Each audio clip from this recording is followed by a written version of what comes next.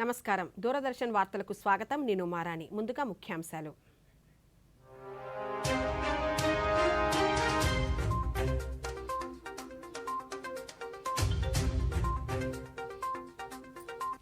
దేశంలో మహిళలు అన్ని రంగాల్లో విజయం సాధిస్తున్నారన్న ప్రధాని, నమో డ్రోన్ దీదీలపై అన్ని ప్రాంతాల్లో చర్చ జరుగుతోందని మన్ కీ బాత్ వేదికగా మోదీ వెల్లడి. దేశంలోనే అతి పొడవైన వంతెన సుదర్శన్ సేతును ప్రారంభించిన ప్రధాని, అభివృద్ధి కారణంగానే ప్రజలు నవభారతాన్ని స్వయంగా చూస్తున్నారన్న మోదీ. మంగళగిరి ఎయిమ్స్ ను జాతికి అంకితం చేసిన ప్రధాని, రాజ్కోట్లో 48,100 కోట్ల రూపాయల విలువైన ప్రాజెక్టులకు వర్చువల్ గా శంకుస్థాపన చేసిన మోదీ. అరేబియా సముద్రంలో స్కూబా డైవింగ్ చేసిన ప్రధాని, సముద్ర గర్భంలో పురాతన ఆధ్యాత్మిక నగరం ద్వారకాను దర్శించుకున్న మోదీ. కుప్పం ప్రజల అవసరాలకు హంద్రీనీవా కాలువ పనులు పూర్తి చేశామన్న రాష్ట్ర అటవీ శాఖ మంత్రి. ఈ కాలువ ద్వారా హార్టికల్చర్కు నీరు సమృద్ధిగా అందుతుందన్న పెద్దిరెడ్డి రామచంద్రారెడ్డి. ప్రశాంతంగా ఏపీపీఎస్సీ గ్రూప్ 2 ప్రిలిమినరీ స్క్రీనింగ్ పరీక్షలు. ఇక వివరాలు. ప్రధానమంత్రి నరేంద్ర మోదీ తన మనసులోని భావాలను దేశ ప్రజలతో పంచుకునే మన్ కీ బాత్ కార్యక్రమంలో ఈరోజు అనేక అంశాలను ప్రస్తావించారు. మార్చి 8వ తేదీన అంతర్జాతీయ మహిళా దినోత్సవం జరుపుకుంటున్నామని, ప్రత్యేకమైన ఈ రోజు దేశ అభివృద్ధి ప్రయాణంలో మహిళా శక్తి సహకారానికి కృతజ్ఞతలు తెలిపే అవకాశం వస్తుందన్నారు. భారత మహిళా శక్తి నేడు ప్రతి రంగంలోనూ దూసుకువెళ్తోందని పేర్కొన్నారు. గ్రామాల్లో నివసించే మహిళలు కూడా డ్రోన్లను ఎగరవేస్తున్నారని, ఈ రోజు ప్రతి గ్రామంలో డ్రోన్ దీదీలపై చర్చ జరుగుతోందన్నారు. సాంకేతికతతో వన్యప్రాణుల సంరక్షణకు చర్యలు తీసుకోవడంలో పులుల సంఖ్య పెరిగిందన్నారు. దేశవ్యాప్తంగా పలు ప్రాంతాల్లో వివిధ రకాల సేవలు అందిస్తున్న వారిని ప్రధానమంత్రి ఈ సందర్భంగా ప్రశంసించారు. 18 సంవత్సరాలు నిండిన యువత ఓటు హక్కు వినియోగించుకోవాలని సూచించారు. ప్రధానమంత్రి మన్ కీ బాత్కు సంబంధించిన మరిన్ని వివరాలను, విశేషాలను ఇప్పుడు చూద్దాం.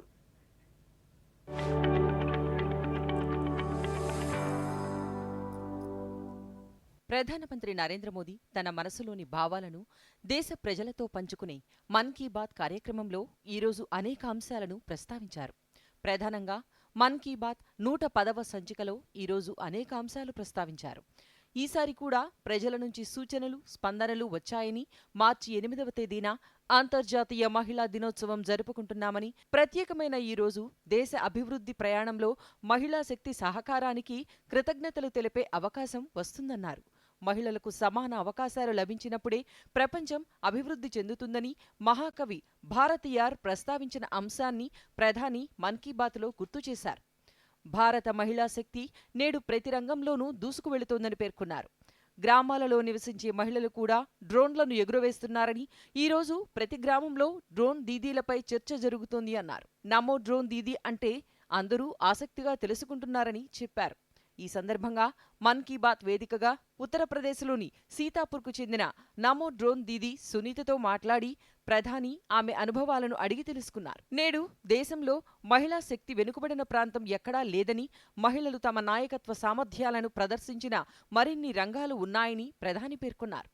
ప్రకృతి వ్యవసాయం, నీటి సంరక్షణ, పారిశుద్ధ్యం అంశాలలో మహిళలు రాణిస్తున్నారని చెప్పారు. రసాయనాల వలన భూమి పడుతున్న కష్టాలు, బాధలు, వేదనల నుంచి మాతృభూమిని రక్షించడంలో దేశంలోని స్త్రీ శక్తి ప్రధాన పాత్ర పోషిస్తోంది అన్నారు. వివిధ రంగాలలో స్త్రీ శక్తి విజయాలు చాలా స్ఫూర్తిదాయకమని పేర్కొంటూ మహిళా స్ఫూర్తిని ప్రధాని అభినందించారు. నేడు అందరి జీవితాలలో సాంకేతికత ప్రాముఖ్యత చాలా పెరిగిందని, మొబైల్ ఫోన్లు, డిజిటల్ పరికరాలు ప్రతి ఒక్కరి జీవితంలో ముఖ్య భాగంగా మారాయని పేర్కొంటూ మార్చి 3న జరుపుకునే ప్రపంచ వన్యప్రాణి దినోత్సవంలో డిజిటల్ ఇన్నోవేషన్కు ప్రాధాన్యతనిచ్చిన అంశాన్ని ప్రధాని ప్రస్తావించారు. దేశంలోని వివిధ ప్రాంతాలలో వన్యప్రాణుల సంరక్షణ కోసం సాంకేతికతను విరివిగా వినియోగిస్తున్నారని తెలిపారు. కొన్నేళ్లుగా ప్రభుత్వ ప్రయత్నాల వలన పులుల సంఖ్య పెరిగిందన్నారు. దేశంలో యువ పారిశ్రామికవేత్తలు వన్యప్రాణుల సంరక్షణ, ఏకో టూరిజం కోసం కొత్త ఆవిష్కరణలు తీసుకువస్తున్నారన్నారు. ఉత్తరాఖండ్లోని రూర్క్లో wild life institute of India సహకారంతో కెన్ నదిలో మొసళ్లపై నిఘా ఉంచేందుకు డ్రోన్ను రూపొందించిన అంశాన్ని ప్రధాని వివరించారు. ఒడిశాలోని కలహండిలో మేకల పెంపకం, గ్రామ ప్రజల జీవనోపాధితో పాటు వారి జీవన ప్రమాణాలను ఎలా మెరుగుపరుచుకుంటున్నారో ప్రధాని వివరించారు. ఈ ప్రాంతంలో మేకల బ్యాంకును ఏర్పాటు చేసి రైతులకు పశుపోషణలో స్వావలంబన సాధించే దిశగా ఎలా అడుగులు పడుతున్నాయో ప్రధాని వివరించారు. ఇతరులకు సహాయం చేయడం కర్తవ్యమన్న భావనను అనుసరించి దేశంలో ఎంతో మంది ప్రజలు నిస్వార్థంగా ఇతరులకు సేవ చేసేందుకు అంకితమవుతున్నారన్నారు. ఈ సందర్భంగా బీహార్లోని భోజ్పూర్కు చెందిన భీమ్ సింగ్ భవేష్ చేసిన సేవను ప్రధాని ప్రశంసించారు. దాదాపు 8,000 మంది మూసహార్ సామాజిక వర్గానికి చెందిన పిల్లలను ఆయన పాఠశాలలకు చేర్పించారని, పెద్ద గ్రంథాలయాన్ని కూడా ఏర్పాటు చేశారని, అలాగే ఈ సామాజిక వర్గ ప్రజలు దరఖాస్తులు పూర్తి చేసుకోవడంలో కూడా భీమ్ సింగ్ భవేష్ సహాయం చేసే అంశాన్ని ప్రధాని ప్రస్తావించారు. ప్రజల ఆరోగ్యాన్ని మెరుగుపరిచేందుకు 100కి పైగా వైద్య శిబిరాలను నిర్వహించారని, కరోనా సమయంలో టీకాలు వేయించుకునేలా ఆ ప్రాంత ప్రజలను ప్రోత్సహించారన్నారు. బాధ్యతాయుతమైన పౌరులుగా తమ విధులు నిర్వహిస్తే అది బలమైన దేశాన్ని నిర్మించడంలో చాలా సహాయపడుతుందన్నారు. దేశ వైవిధ్యం, సంస్కృతులు, విభిన్న వర్ణాలలో భారతదేశ సౌందర్యం ఉందన్న ప్రధాని భారతీయ సంస్కృతిని పరిరక్షించడానికి, అందంగా తీర్చిదిద్దడానికి ఎంతమంది నిస్వార్థంగా కృషి చేస్తున్నారో చూస్తే ఎంతో సంతోషంగా ఉంటుందన్నారు. దేశంలోని ప్రతి ప్రాంతంలోనూ ఇలాంటి వ్యక్తులు కనిపిస్తారని, వీరిలో భాషారంగంలో పనిచేస్తున్న వారు కూడా అధిక సంఖ్యలో ఉన్నారన్నారు. పాటలు, నృత్యాల ద్వారా తమ సంస్కృతిని, భాషను కాపాడుకోవడంలో నిమగ్నమై ఉన్నవారు మన దేశంలో చాలామంది ఉన్నారని, కర్ణాటకకు చెందిన వెంకప్ప అంబాజీ సుగేత్కర్ జీవితం కూడా ఈ విషయంలో చాలా స్ఫూర్తిదాయకంగా ఉంటుందని ప్రధాని వివరించారు. నేడు మొబైల్ ఉన్నవారు కంటెంట్ సృష్టికర్తలుగా మారారని ప్రధాని పేర్కొన్నారు. సామాజిక మాధ్యమాలు కూడా ప్రజలకు వారి నైపుణ్యాలు, ప్రతిభను చూపించడంలో చాలా సహాయపడ్డాయని, దేశంలోని యువత కంటెంట్ సృష్టి రంగంలో అద్భుతాలు చేస్తున్నారని పేర్కొన్నారు. యువతులను ప్రతిభను గౌరవించేందుకు దేశంలోని నేషనల్ క్రియేటర్స్ అవార్డు ప్రారంభమైనదని, ఈ పోటీని మై గవ్లో నిర్వహిస్తున్నారని, కంటెంట్ సృష్టికర్తలు ఇందులో చేరాలని ప్రధాని కోరారు. ఆసక్తికరమైన కంటెంట్ క్రియేటర్లు తెలిస్తే ఖచ్చితంగా వారిని నేషనల్ క్రియేటర్స్ అవార్డుకు నామినేట్ చేయాలని సూచించారు. కొద్ది రోజుల క్రితం ఎన్నికల సంఘం మేరా పెహ్లా ఓట్ దేశ్ కే లియే పేరుతో ప్రచారాన్ని ప్రారంభించిందని, దీని ద్వారా మొదటిసారి ఓటర్లు అత్యధిక సంఖ్యలో ఓటు వేయాలని ప్రత్యేకంగా అభ్యర్థించారని ప్రధాని తెలిపారు. ఉత్సాహం, శక్తితో నిండిన యువ శక్తిని చూసి భారత్ గర్విస్తోందన్నారు. ఎన్నికల ప్రక్రియలో యువత అధిక సంఖ్యలో పాల్గొంటే దాని ఫలితాలు దేశానికి అంతే ఎక్కువ ప్రయోజనకరంగా ఉంటాయన్నారు. మొదటిసారి ఓటర్లు కూడా రికార్డు సంఖ్యలో ఓటు వేయాలని కోరారు. 18 ఏళ్లు నిండిన తరువాత 18వ లోక్సభ సభ్యుడిని ఎన్నుకునే అవకాశం మీకు లభిస్తుందని, అంటే ఈ 18వ లోక్సభ కూడా యువత ఆకాంక్షకు ప్రతీక అవుతుందని తెలిపారు. అందుకే యువ ఓటుకు ప్రాధాన్యత పెరిగిందని, సార్వత్రిక ఎన్నికల హడావుడి మధ్య యువత కేవలం రాజకీయ కార్యకలాపాలలో భాగం కావడమే కాకుండా ఈ కాలంలో జరిగే చర్చలు, వాదనలు కూడా తెలుసుకోవాలని, మేరా పెహ్లా ఓట్ దేశ్ కే లియే, నా మొదటి ఓటు దేశం కోసం అనే నినాదంతో అందరూ ఈ ప్రచారంలో పాల్గొనాలని, మొదటిసారి ఓటు వేస్తున్న యువతను ప్రోత్సహించాలని సూచించారు. దేశంలో లోక్సభ ఎన్నికల వాతావరణం నెలకొనడంతో గతంలోలానే ఈసారి కూడా మార్చి నెలలో ఎన్నికల ప్రవర్తనా నియమావళి అమలులోకి వచ్చే అవకాశముందని, గత 110వ ఎపిసోడ్లలో మన్ కీ బాత్ భారీ విజయం సాధించిందని ప్రధాని పేర్కొన్నారు. దేశ సామూహిక శక్తి, దేశం సాధించిన విజయాలపై మన్ కీ బాత్లో చర్చ జరుగుతోందని, ఒక రకంగా చెప్పాలంటే ఇది ప్రజలకు చెందిన, ప్రజల కోసం ప్రజలే సిద్ధం చేసిన కార్యక్రమమని, అయినప్పటికీ రాజకీయ సంప్రదాయాలను అనుసరించి లోక్సభ ఎన్నికల రోజుల్లో మన్ కీ బాత్ వచ్చే 3 నెలల పాటు ప్రసారం కాదని, తర్వాత 111వ ఎపిసోడ్లో కలుసుకుందామని ప్రధాని పేర్కొన్నారు. మన్ కీ బాత్ 3 నెలలు ఆగిపోవచ్చని, అయితే దేశ విజయాలు ఆగవని, కాబట్టి సమాజం, దేశం సాధించిన విజయాలను మన్ కీ బాత్ హ్యాష్ట్యాగ్తో సామాజిక మాధ్యమాలలో పోస్టు చేయాలని కోరారు. మన్ కీ బాత్కు సంబంధించిన చిన్న చిన్న వీడియోలను యూట్యూబ్ షార్ట్ల రూపంలో షేర్ చేయాలని వచ్చిన సూచనల మేరకు అటువంటి లఘు చిత్రాలను విస్తృతంగా పంచుకోవాలని ప్రధాని కోరారు. కొత్త శక్తితో, కొత్త సమాచారంతో మళ్లీ కలుస్తానని ప్రధాని పేర్కొన్నారు. देश में लोकसभा चुनाव का माहौल है और जैसा कि पिछली बार हुआ था, संभावना है कि मार्च के महीने में आचार संहिता भी लग जाएगी। ये मन की बात की बहुत बड़ी सफलता है कि बीते 110 एपिसोड में हमने इसे सरकार की परछाई से भी दूर रखा है। मन की बात में देश की सामूहिक शक्ति की बात होती है, देश की उपलब्धि की बात होती है। ये एक तरह से जनता का, जनता के लिए जनता द्वारा तैयार होने वाला कार्यक्रम है। लेकिन फिर भी राजनीतिक मर्यादा का पालन करते हुए लोकसभा चुनाव के इन दिनों में अब अगले 3 महीने मन की बात का प्रसारण नहीं होगा। अब जब आपसे मन की बात में संवाद होगा तो वो मन की बात का 111वां एपिसोड होगा। अगली बार मन की बात की शुरुआत 111 के शुभ अंक से हो तो इससे अच्छा भला क्या होगा।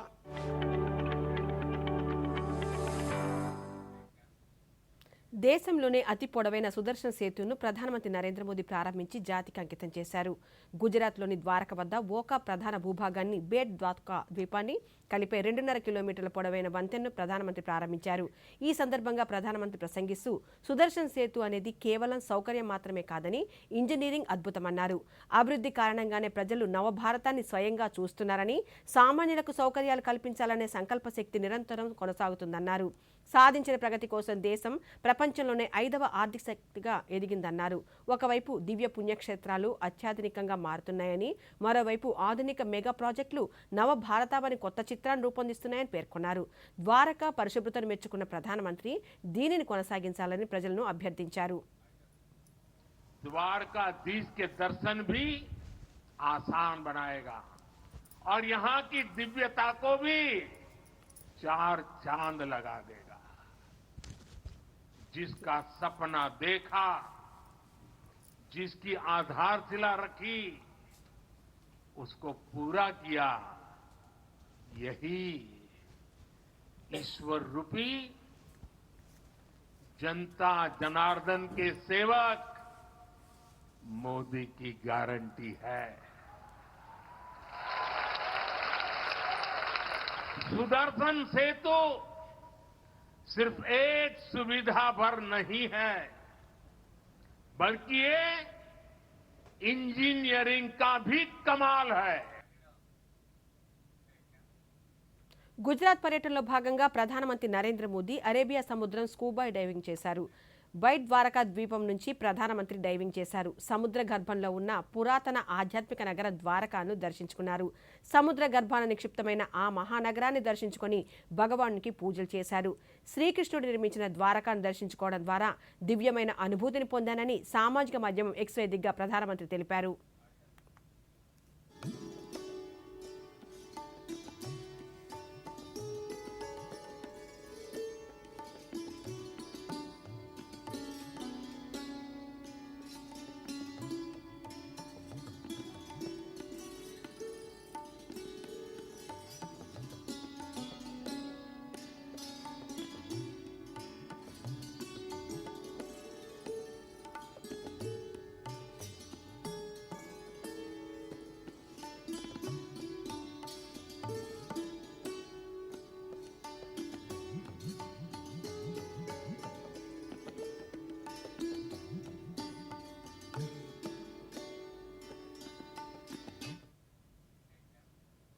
గుజరాత్ పర్యటనలో ఉన్న ప్రధానమంత్రి నరేంద్ర మోదీ ఈ రోజు రాజ్కోట్ రోడ్ షోలో పాల్గొన్నారు. ప్రజలు పెద్ద సంఖ్యలో రోడ్డుకి ఇరువైపులా బారులు తీరి ప్రధాని కాన్వాయ్పై పూల వర్షం కురిపించారు. మోదీ మోదీ అంటూ నినాదాలు చేశారు. ప్రజలకు అభివాదం చేసుకుంటూ ప్రధాని ముందుకు సాగారు.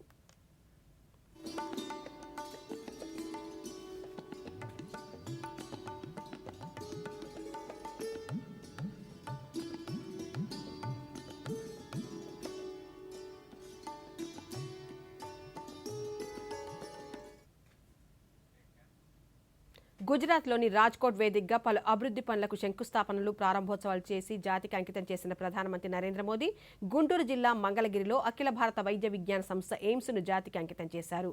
దీంతో పాటు దేశంలోని మరో 4 ఎయిమ్స్లను కూడా జాతికి అంకితం చేశారు. అలాగే ఆంధ్రప్రదేశ్ రాష్ట్రానికి మంజూరైన 4 సంచార ఆహార భద్రత పరీక్షా ప్రయోగశాలలను వర్చువల్ విధానంలో జాతికి అంకితం చేశారు. విశాఖపట్నంలో 100% కేంద్ర నిధులతో ఏర్పాటు చేసిన కీలక మైక్రో బయాలజీ ఫుడ్ టెస్టింగ్ ల్యాబ్ను జాతికి అంకితం చేశారు. 9 క్రిటికల్ కేర్ బ్లాక్లను ప్రధానమంత్రి శంకుస్థాపన చేశారు. అలాగే వైఎస్ఆర్ జిల్లా, శ్రీ పొట్టి శ్రీరాములు నెల్లూరు జిల్లా, శ్రీకాకుళం, తిరుపతి, తూర్పుగోదావరి, కర్నూలు, విజయనగరం, గుంటూరు, శ్రీ సత్యసాయి జిల్లాల్లో వైద్య కళాశాలలు, ఆసుపత్రి నిర్మాణాలకు ప్రధానమంత్రి శంకుస్థాపన చేశారు.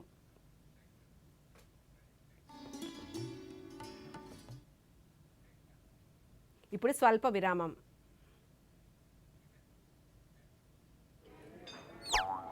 అయ్యో అరే రే జాగ్రత్త తప్పిందంటే డబ్బు నష్టం. లేదు నా ఈమెయిల్ ఐడి ఇంకా మొబైల్ నెంబర్ బ్యాంక్ లో రిజిస్టర్డ్ అయి ఉన్నాయి.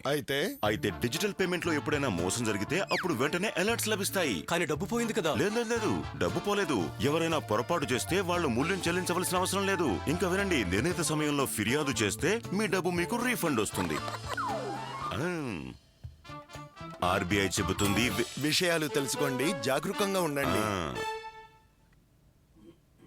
తిరిగి వార్తల్లోకి స్వాగతం. గడిచిన 10 ఏళ్ల కాలం దేశాభివృద్ధిలో గణనీయమైన భూమికను పోషించిందని ప్రధానమంత్రి నరేంద్ర మోదీ అన్నారు. గుజరాత్ అభివృద్ధిలో తాను భాగస్వామ్యం అయినందుకు గర్వంగా ఉందన్నారు. రాజ్కోట్లో పలు అభివృద్ధి పనులకు శంకుస్థాపనలు, ప్రారంభోత్సవాలు చేసిన అనంతరం ప్రధానమంత్రి మాట్లాడుతూ రాజ్కోట్ ప్రాంత అభివృద్ధికి స్థిరమైన లక్ష్యాన్ని కలిగి ఉండటమే కాకుండా వాటి అమలుకు చేస్తున్న కృషి నిరంతరమై ఉందన్నారు.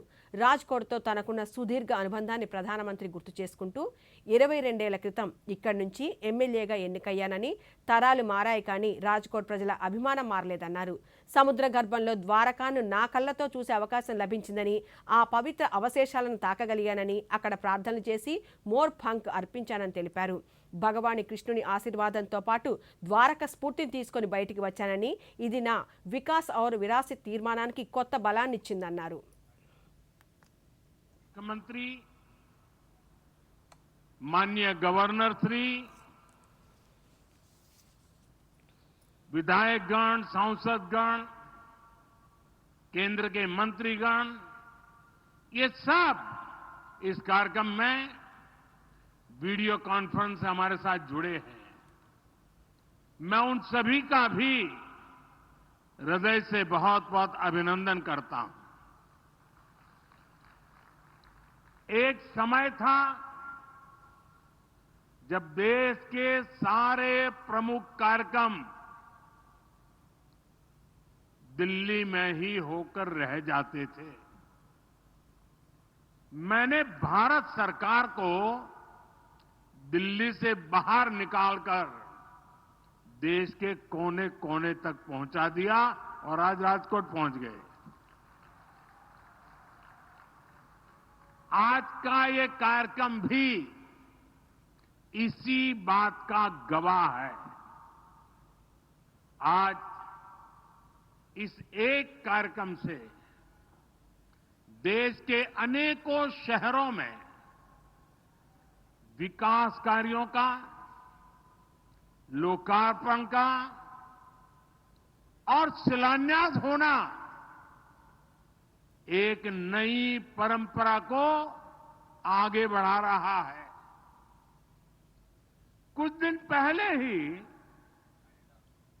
मैं మంగళగిరిలోని ఎయిమ్స్ ను ప్రధానమంత్రి నరేంద్ర మోదీ రాజ్కోట్ నుంచి వర్చువల్ గా జాతికి అంకితం చేశారు. మంగళగిరిలోని ఎయిమ్స్ నుంచి ఈ కార్యక్రమంలో రాష్ట్ర గవర్నర్ ఎస్ అబ్దుల్ నజీర్, కేంద్ర పార్లమెంటరీ వ్యవహారాల శాఖ మంత్రి ప్రహ్లాద్ జోషి, రాష్ట్ర వైద్య ఆరోగ్య శాఖ మంత్రి విడుదల రజని పాల్గొన్నారు. ఈ సందర్భంగా గవర్నర్ మాట్లాడుతూ 1000 కోట్ల రూపాయలతో నిర్మించిన ఎయిమ్స్ 960 పడకలు, 41 విభాగాలు, 13 ప్రత్యేక విభాగాలు కలిగి అత్యాధునిక వైద్య సేవలను ప్రజలకు అందిస్తుందన్నారు. కేంద్ర మంత్రి మాట్లాడుతూ దేశ ప్రజలకు ఆరోగ్య భద్రత కల్పించేందుకు దేశంలోని 5 ఎయిమ్స్లను ప్రధానమంత్రి జాతికి అంకితం చేశారన్నారు. రాష్ట్ర ప్రజలకు ఎయిమ్స్ ద్వారా నాణ్యమైన వైద్య సేవలు అందుతున్నాయని రాష్ట్ర మంత్రి విడుదల రజని పేర్కొన్నారు. In today's auspicious program of dedication of the prestigious All India Institute of Medical Sciences Mangalagiri to the nation by Honorable Prime Minister Shri Narendra Modi ji, I extend my hearty greetings and felicitations to the people of Andhra Pradesh on this historic and proud occasion, and I take this opportunity to express my heartfelt gratitude to the Honorable Prime Minister for his kind gesture. The AIIMS at Mangalagiri, constructed with a project cost of 1,618.23 crores in the area of 183.11 acres with 960 beds consisting of 41 departments and 13 specialty departments and 125 seats medical college will be an invaluable healthcare infrastructure asset for the people of Andhra Pradesh. आज हम 5 AIIMS उद्घाटन कर रहे हैं और मोदी जी आने से पहले एम्स कितना थे? टोटल देश में 7 थे, टोटल देश में 7 एम्स, आज एक ही दिन हम 5 उद्घाटन कर रहे हैं. This is the difference. और मोदी जी ने राजकोट से इस एम्स को डेडिकेट कर रहे हैं. ये AIIMS all state of art facility के साथ है और बहुत ही कम चार्जेस में, द मोस्ट अफोर्डेबल प्राइसेस में इस एम्स में फैसिलिटी अवेलेबल है. As our Honorable Prime Minister Sri Narendra Modi ji dedicating 5 AIIMS institutes across the nation, it fills our hearts with immense pride to witness Andhra Pradesh being bestowed with one of these prestigious institutions. I am privileged to stand before you today and highlight the invaluable contribution of the All India Institute of Medical Sciences AIIMS to India's healthcare system, with a special emphasis on its significance for Andhra Pradesh. In fulfillment of the commitments made during the state's bifurcation, the steadfast backing of our Honorable Prime Minister Sri Narendra Modi ji has played a pivotal role in sanctioning AIIMS to Andhra Pradesh. రాష్ట్ర వ్యాప్తంగా మార్చి 3న pulse polio చుక్కల మందు పంపిణీ కార్యక్రమం చేపట్టనున్నట్లు రాష్ట్ర వైద్య ఆరోగ్య శాఖ ప్రత్యేక ప్రధాన కార్యదర్శి ఎంటీ కృష్ణబాబు తెలిపారు.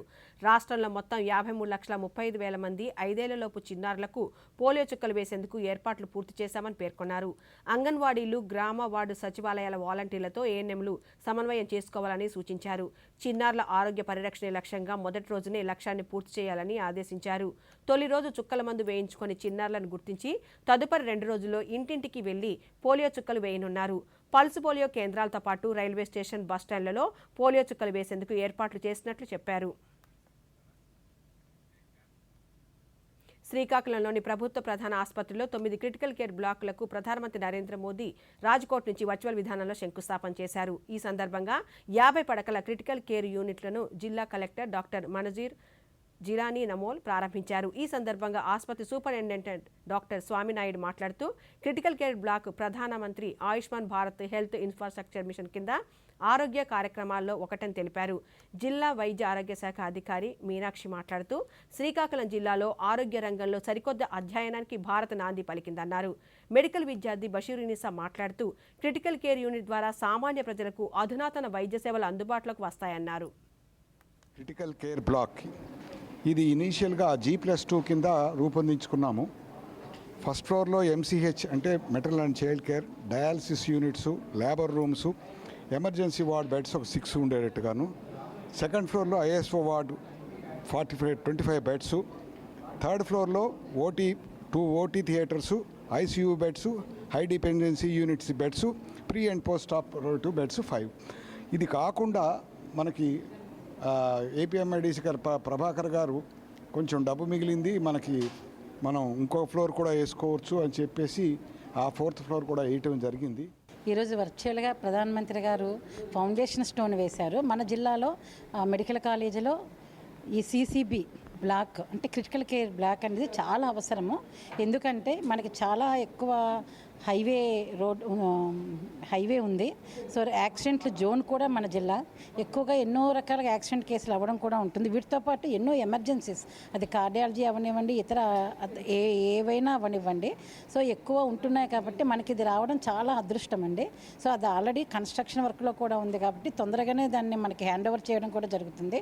మన ఈఏ గారు చెప్పినట్టుగా ఇది జూన్లో కల్లా హ్యాండ్ ఓవర్ అయితే ఈ స్పెషాలిటీస్ కూడా మనకి శాంక్షన్ అవ్వడం వల్ల ఈ కాలేజీకి ఉద్యోగాల పరంగానే కాకుండా ప్రజలు చాలా అదృష్టవంతులు అవుతారు. Program which was associated with Ministry of Health, Honorable Prime Minister Sri Narendra Modi ji has inaugurated lie down the stone for our health sector, which was the critical care unit, that is 50-bedded hospital in Srikakulam, approximately 600 districts, like for all over our country, 600 districts. This that critical care program was inaugurated, which was very helpful for all the people around the country. So I really appreciate this program, and we all are very blessed and privileged that our Honorable Prime Minister Sri Narendra Modi ji has inaugurated this. రాష్ట్ర ప్రభుత్వం ప్రజా వ్యతిరేక విధానాలతో పాలన సాగిస్తోందని, దీనిపై ప్రజల్లో విస్తృత అవగాహన కల్పించేందుకు శ్రీకాకుళంలో రేపు తెలుగుదేశం పార్టీ రా కదల్రా సభ నిర్వహిస్తోందని ఆ పార్టీ నగర శాఖ అధ్యక్షులు ఎం వెంకటేష్ తెలిపారు. శ్రీకాకుళంలో ఆయన మాట్లాడుతూ చంద్రబాబు నాయుడు హాజరవుతున్న ఈ సభ ఏర్పాట్లు పూర్తి చేశామని పేర్కొన్నారు.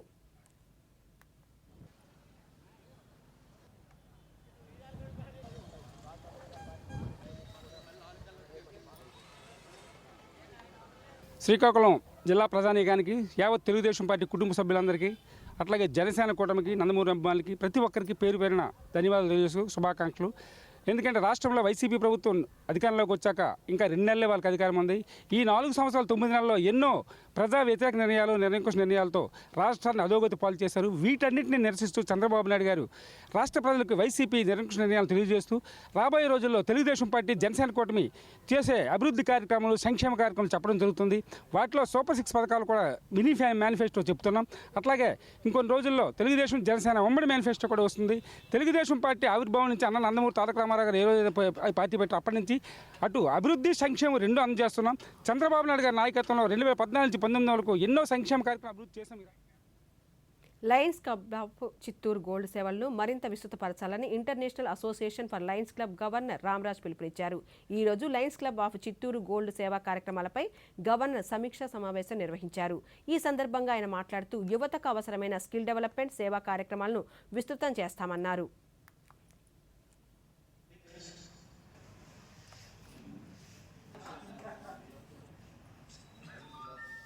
The Lions Clubs International is a worldwide, well-known, transparent NGO in the entire world, which is 106 years old now. Our objective and mission is to serve the community wherever there is a need, there is a lion. This is our objective. On that objective and principle, all over the world, in 210 plus countries, we are having clubs like this, 49,500 clubs. Lions Club of Chittoor Gold is one among 49,500 clubs representing District 317E and established its own repute, established its own image through the wonderful, noble service activity. The projects are very, very commendable and very, very visible, not only in the town, it is in the entire district and entire multi. Kuppam ప్రజలకు ముఖ్యమంత్రి YS Jaganmohan Reddy ఇచ్చిన మాట ప్రకారం హంద్రీనీవా కాలువ పనులను పూర్తి చేశామని రాష్ట్ర అటవీ శాఖ మంత్రి పెద్దిరెడ్డి రామచంద్రారెడ్డి తెలిపారు. రేపు ముఖ్యమంత్రి కుప్పం పర్యటన ఏర్పాట్లను చిత్తూరు ఎంపీ ఎన్ రెడ్డప్ప, జిల్లా కలెక్టర్ ఎన్ షణ్మోహన్తో కలిసి పరిశీలించారు. ఈ సందర్భంగా మంత్రి మాట్లాడుతూ ఈ ప్రాంతంలో అధిక సంఖ్యలో రైతులు హార్టికల్చర్పై ఆధారపడి ఉన్నారని, హంద్రీనీవా ద్వారా 54 చెరువులను నింపి దాదాపు 6,300 ఎకరాలకు నీరు అందించడం జరుగుతుందన్నారు. పాలారు ప్రాజెక్టుకు ముఖ్యమంత్రి త్వరలో శంకుస్థాపన చేయనున్నారని మంత్రి వివరించారు. మన ప్రీతమ నాయకుడు ముఖ్యమంత్రి జగన్మోహన్ రెడ్డి గారు రావడం జరిగింది. ఆ సందర్భంగా కుప్పం నాయకులందరూ కూడా భరత్ గారి ఆధ్వర్యంలో, మన సెంథిల్ గారి ఆధ్వర్యంలో ముఖ్యమంత్రి గారిని హంద్రీనీవా కాలువ పూర్తి చేసి మాకు నీళ్ళు వచ్చే విధంగా చర్యలు తీసుకోవాలని చెప్పడం ద్వారా సమావేశంలోనే అనౌన్స్ చేశారు. తప్పకుండా పూర్తి చేస్తాం ఎన్నికల లోపల అని చెప్పి. ఆ విధంగానే ఇప్పుడు ఎన్నికల లోపల పూర్తయింది, నీళ్లు కూడా వస్తూ ఉన్నాయి. మరి ఈ రోజు ఏపీపీఎస్సీ నిర్వహించిన గ్రూప్ 2 పరీక్ష ప్రశాంతంగా ముగిసిందని శ్రీ పొట్టి శ్రీరాములు నెల్లూరు జిల్లా ఇన్ఛార్జ్ కలెక్టర్ వికాస్ మర్మత్ తెలిపారు. పరీక్షా కేంద్రాలను పరిశీలించిన ఆయన దూరదర్శన్తో మాట్లాడుతూ జిల్లా వ్యాప్తంగా 80 కేంద్రాల్లో 23,900 మంది అభ్యర్థులకు గాను 20,113 మంది హాజరైనట్లు తెలిపారు. అభ్యర్థులు నిర్ణీత సమయానికి ముందుగానే చేరుకొని సహకరించినట్లుగా పేర్కొన్నారు. నెల్లూరు జిల్లాలో 80 వెన్యూస్లో గ్రూప్ 2 ఎగ్జామినేషన్స్ ఏపీపీఎస్సీ ద్వారా కండక్ట్ చేస్తున్నాము. అండ్ ఆల్ 80 వెన్యూస్కి ప్రతి వెన్యూకి ఒక లైజింగ్ ఆఫీసర్ పెట్టడం జరిగింది. ఒక chief superintendent who is looking after the internal arrangements of the venue and 30 route officers, the most senior officers of the district వాళ్ళకి పెట్టడం జరిగింది. నిన్న అందరితో మొన్న కూడా ఒక మీటింగ్ తీసుకోవడం జరిగింది. నిన్న కూడా ఒక మీటింగ్ తీసుకోవడం జరిగింది. అందుకే క్లియర్ కట్గా ఎక్స్ప్లెయిన్ చేశాము. మన మార్నింగ్ నా చేతి మీద నా ఆధ్వర్యంలో in presence of May only in the morning 5:30 to 7:30 అందరికీ మెటీరియల్ డిస్ట్రిబ్యూషన్ చేయడం జరిగింది ఫ్రమ్ ట్రెజరీ ఆఫీస్. అండ్ ఈ వార్తలు ఇంతటితో సమాప్తం. నమస్కారం.